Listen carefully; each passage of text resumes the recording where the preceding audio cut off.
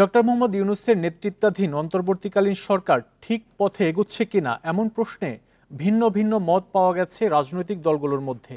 BNP মনে করে জনগণের আশা আকাঙ্ক্ষার প্রতিফলন ঘটাতে পারেনি অন্তর্বর্তী সরকার। অন্যদিকে জাতীয় পার্টি ও জামাত ইসলামী মনে করছে সঠিক পথে আছে অন্তর্বর্তী সরকার। এ নিয়ে আলোচনা করতে আমাদের সঙ্গে যোগ দিচ্ছেন রাজশাহী বিশ্ববিদ্যালয়ের অধ্যাপক ডক্টর হাসানাত আলী।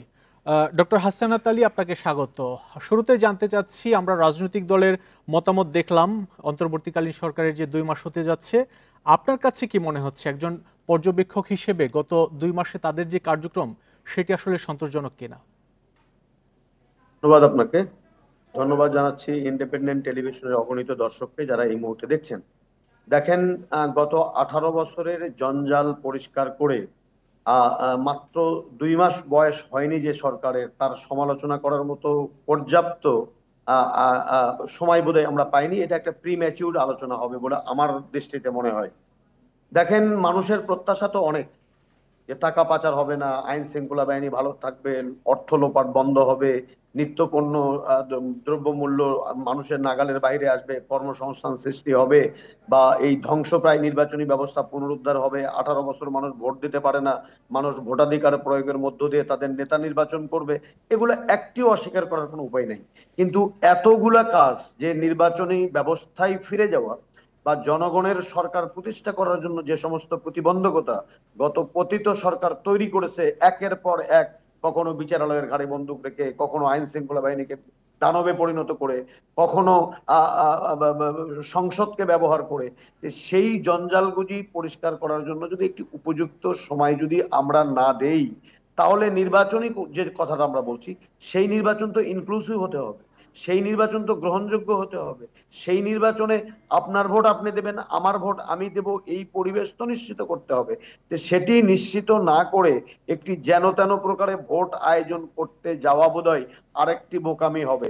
কারণ 1500+ মানুষের রক্তের বিনিময়ে অর্জিত এই বাংলাদেশে একেবারে রাতারাতি সমস্ত জঞ্জাল পরিষ্কার হয়ে যাবে, এটি যেটা যারা মনে করে, এই জাতীয় পার্টির মহাসচিব বললেন যে আজকে আইন শৃঙ্খলা বাহিনী আরো ভালো হওয়ার দরকার ছিল। হ্যাঁ, আমি একমত, আইন শৃঙ্খলা বাহিনী ভালো হওয়ার দরকার ছিল, কারণ বিপ্লবের পরে 2 মাস সময় চলে গেছে, হচ্ছে, চেষ্টা হচ্ছে।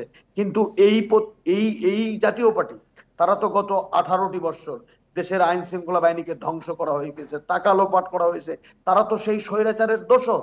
তাদের কথা আজকে, তাদের বাণী শুনে যদি এই অন্তর্বর্তীকালীন সরকারকে চলতে হয়, তারা যখন সমালোচনা করে, তখন একজন শিক্ষক হিসাবে আমি দগ্ধ হই বিবেকে। তবে আমি মনে করি যে, আমি শেষের কথাটুকু বলি যে অন্তর্বর্তীকালীন সরকারের ব্যর্থ হওয়ার কোনো সুযোগ নাই। আজকে বিএনপি এবং জামাতে ইসলাম খুব কথার বেশি ব্যবধান আছে বলে মনে করি না। আমি মনে করি যে যে জিনিসটি হওয়া দরকার, গত আগামীকাল থেকে যে আলোচনার দ্বারটা খুললো, আমরা গত 15 বছর বলার চেষ্টা করেছি যে রাজনীতিতে একটা বন্ধাত্ব তৈরি হয়েছে, রাজনীতিতে একটা আস্থাহীনতার অবস্থা তৈরি হয়েছে, সেটি সমাধান পারে আলোচনার মধ্য দিয়ে। কিন্তু সেই ফ্যাসিস্ট সরকার আলোচনার পথ বন্ধ করে রেখেছিল, সেই আলোচনার পথ খুলেছে। ইতিমধ্যেই 2বার রাজনৈতিক দলের সাথে আলোচনা হয়েছে। আগামীকাল বিএনপি, জামাত আর অন্যান্য ক্রিয়াশীল রাজনৈতিক দল তাদের দাবিনামাগুলো উপস্থাপন করবে। তবে মোটা দাগে আমি শুধু এইটুকু বলতে চাই যে এই তত্ত্বাবধায়ক সরকার কোথায় কোথায় সংস্কার করতে চায়, সেই সংস্কার করতে কতদিন সময় লাগবে, এবং নির্বাচনী ডক্টর হাসানাত আলী, আরেকটি বিষয় জানতে চাই আপনার কাছে। ডক্টর ইউনূসের সরকারের প্রতি মানুষের আশা আকাঙ্ক্ষা প্রত্যাশা অনেক, আসলে কোন কোন ক্ষেত্রে তাদের গুরুত্ব দেওয়া উচিত মানুষের আশা আকাঙ্ক্ষা পূরণে?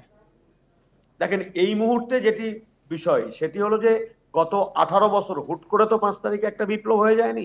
গত 18 তারিখে বিএনপির নেতৃত্বাধীন যে মাঠে ক্রিয়াশীল রাজনৈতিক দল, তারা কিন্তু মাঠকে উত্তপ্ত করে রেখেছিল।